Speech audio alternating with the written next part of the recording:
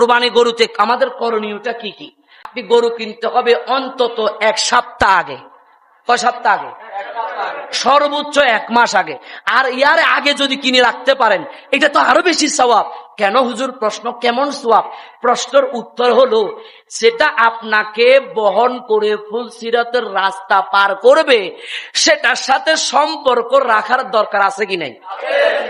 ওগা mobile ঠিক করতে যায়, হাতে মেকারে 20-30 টাকা খাবাই, হাতের লগে সম্পর্ক রাখে, কিন্তু গরু জিজ্ঞা ফুলসিরাত পার করাবে, এত কঠিন জায়গা পার করাবে, ওই গরুর সাথে সম্পর্ক হাতের নাই।